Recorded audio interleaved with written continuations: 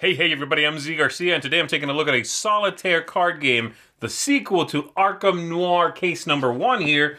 This is case number 2, called forth by Thunder.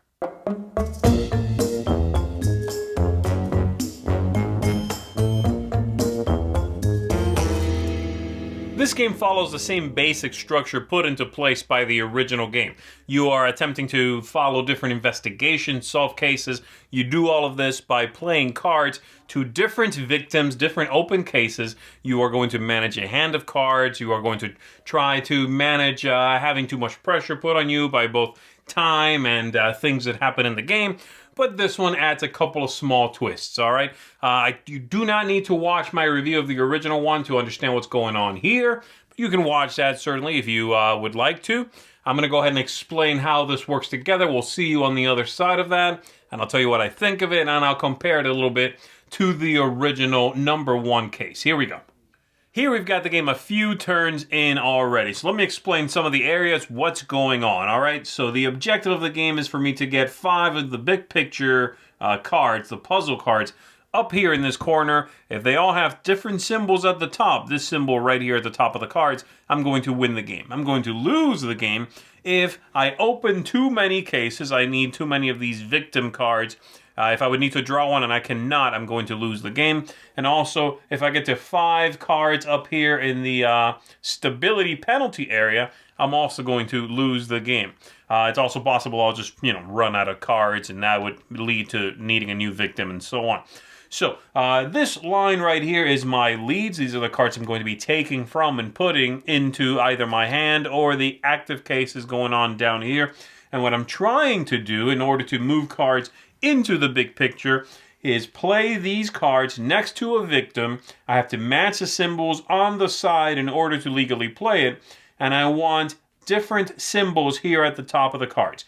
If when I close a case, which could be my turn, my action for the round, there are 5 different symbols, excluding the one that has this right here, then I am going to get that big picture card, and I'm going to move it over there, all right? So that's the idea there. That's how that's going to work. And what I am doing on my turn is fairly straightforward. The first thing I do is I have to select this first card, and I'm going to do something with it. I'm either going to take it, add it to my hand. I have a hand limit of 3, and that's all I do with it. I take it, I bring it down, and I add it to one of these lines down here, as long as, again, the sides match. I can also take it, discard the card, and play one from my hand that I previously was holding. I can also take it, discard the card, and close an active case. That again would net me one of those cards there. Or I can just chuck it, I can just discard it. And then I'm going to scoot these over and flip over a new one after I've done some sort of upkeep and checking things. So cards are going to end up here in the penalty area whenever I have to do a penalty check. That means putting a card into play that has that symbol there. That happens by drawing one of these, looking at it, and seeing if it has this little symbol right here in the bottom corner. If it does, it ends up in the penalty area. Any other time I discard a card, I either put it over here in the discard stack, or if it has a symbol that shows a sand timer right there in the bottom corner, it goes over here in the time penalty area, and when there are enough there, a new case opens. I have to open a new case. In fact, I already have one down here that's open as well. So I've got 3 active cases now because that already happened in this scenario. I already did that once. I got to 5 over here, had to discard them and open a new case. So that's the idea. This is all equally found in the original game, in the first case for Arkham Noir, okay? But there's a few new things at play here. So the new things are, you've got this ritual here, this card that starts set aside, and you earn this card by finding this formula. The formula is going to be found on some of these cards in here, and if you ever play both of them next to each other that show the 2 halves of the formula, so let me see if I can find them there. This is one of them. It shows the first half of the formula there in a faint blue outline. And if I ever do that next to the other half, and they're both played like so to an open case, I earn this and I put it into my hand, a very powerful card. I can also end up with both of these discarded into the closed cases or the the big picture area, I'm also going to earn that. So that's how those work. Besides that, there's also the storm cards. That's a new concept. Storm cards are going to come into play next to an open case when there are 3 of these sand timers on the cards. I then would take one of these, flip it over, add it to that case. And these are going to show you some special event at the bottom, which you have to do when you play a card. If it's a black symbol, it means it's mandatory. If it's one of these tan or brown symbols, it's optional. Though, usually they're good. And also it's going to give me, the symbols are wild on the sides of these. So I can play anything. It can go after anything, and anything can go after it. So these are very useful. So there you go. Besides that, there's a few other things you want to watch out for. You want to wrap up these cases quickly, because if they go on too long and you need too many cards, you start having to check for a stability penalty. You've taken too long with the case. And there's also just the idea of every time you put one of these into play, you have to make sure that there's a key before it in order to put the puzzle piece after it. There's also, in this scenario, because of those storm cards, some of these have that symbol there, which means you're gonna, need that storm present in the active case. So even though I put this card right here, it's actually not a legal play. I'm just showing you. I do need the key before it, but there actually is no storm card already in that line. And for me to play this card there would need to be one of those, all right? The different powers found on these. Discard a card from your hand, discard a card from the lineup, draw a card from the lineup. Again, that's why it's brown. You don't have to do it. Some of them have no power whatsoever. Do a stability check, things like that. Those are the sorts of actions you're going to find. Manipulate cards in the game. And so, let's say this wasn't there, and let's just, for the sake of the example, give ourselves a different card down here. Let's find one that would fit there, okay? Just to show you how it all goes together. So let's say I played this one there instead. Let's say it was, just for, again, just fake it. Let's say this is what it looks like at the game right now. I'm going to go ahead and I have to take the first card. It's always the first one. And again, put it in my hand, discard it to close the case, add it to something, or just chuck it, right? There's a few different options. So I'm going to go ahead and put it right there. It matches the book to the book, so that's okay. It's a legal play. I do the thing at the bottom. In this case, I may draw a card from the discard pile. I could look through here and keep one of them into my hand. I'm not going to worry about that. And then I check that there are 3 of these sand timer symbols in play. So immediately, a storm card is going to apply. I'm going to draw one from the top of the deck. I'm going to flip it, and I'm going to put it into play. In this case, it tells me I can take a card from the time penalty area. It is, however, empty. So I'm not going to do that. And then I check anything else. Is the stability area filled? It's not, so I don't lose. Is the time penalty area filled? It's not, so I don't need to open a new case. And then I just move this stuff over. I would also check if I have a victory condition already by having 5 of those cards. And then it comes back around to me. Now I could do, for example, this one. I'm going to take it. I'm going to discard the card. I always check if there's a time symbol to see if it ends up over here. There is not, so it just goes in the normal discard pile. And I play this card into the lineup. That's good. Now that's legal. There's a key. There's a storm. I'm good to go there. I also have 1, 2, 3, 4 symbols so far, and this one is going to remove itself from the line because it's the one I'm scoring before I close the case.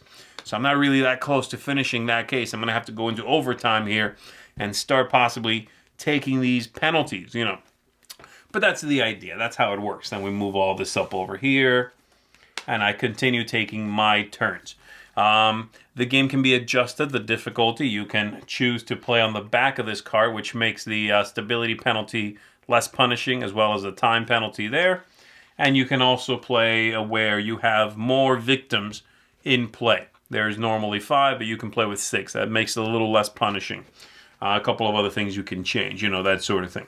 So there you go. That's the idea. Finish these cases as quickly as possible, as efficiently as possible. Try to avoid duplicate symbols like this because it's going to extend your investigation.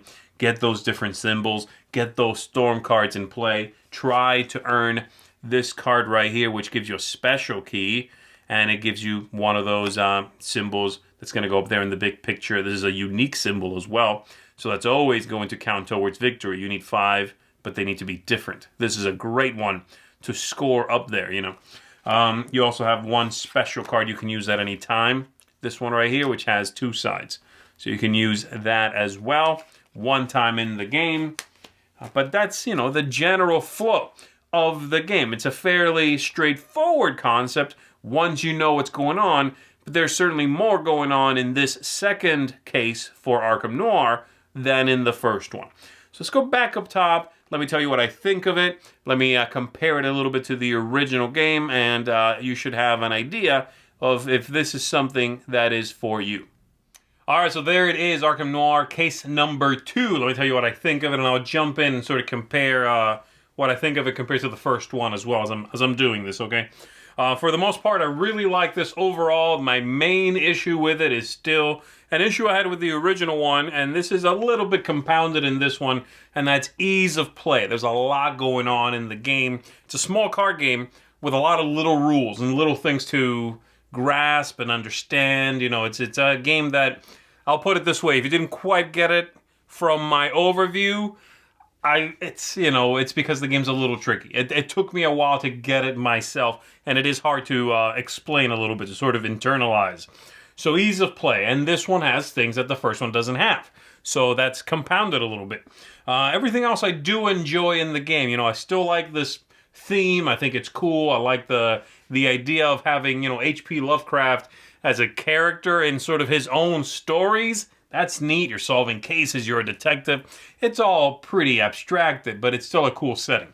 And I do still like this look. I liked the first one very much as a similar look. I like the black and white. You know, the illustrations are very dark and thematic. The whole thing works for me. I like that very much as well. Replayability here is good. And I would even say the replayability in this one's a little higher than in the original one, because there are more things. There are aspects that you will have to ignore in order to worry about other things. That's neat, you know, like that special card with the formula might not come into play for you because you can't quite pull it off. Or maybe you'll pull it off very early in the game and it'll lead to a different dynamic. The storm cards, and when they come in, that'll be different. So replayability is a little higher than in the original one.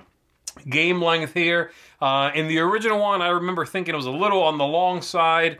I didn't get that vibe with this one, but I would say they're about the same length. So, I don't know. Maybe I'm not having a problem with it in this case because there is maybe more going on. Perhaps that's it, why it did not affect me as much as in the first one. I'm more concerned about more happening, you know, and that'll just give you more content. And then lastly, you know, the tactics and strategy in this are still fun. It's still neat to solve the puzzle, and it is very much a puzzle. Managing your very limited hand of 3 cards, what you do with the cards as they come up, which one you remove from the lineup so that you know, whatever's behind it comes up sooner. Just sort of keeping all these things up in the air so that nothing destroys you. You know, managing your time and managing the discard pile, hopefully shuffling that back into the deck as soon as you can. Things like that, you know. I do enjoy it. This one is also going to get, as the first one did, a seal of approval. I definitely would recommend you get it. And if you are, you know, if you want a little more content, if the overview made perfect sense to you and you only want one, then maybe the second one is the one you want to get, you know, because it's going to give you, it's a second stab at the same idea with more content. But they are both very good. I'm very happy to have both. So there you go. Once again, seal of approval from me for Arkham Noir, second case. I'm Z Garcia. Thanks for checking this out. I'll see you on the next one. Thanks so much for watching the Dice Tower videos. Find more great videos and reviews, as well as our top-rated audio podcast at Dicetower.com.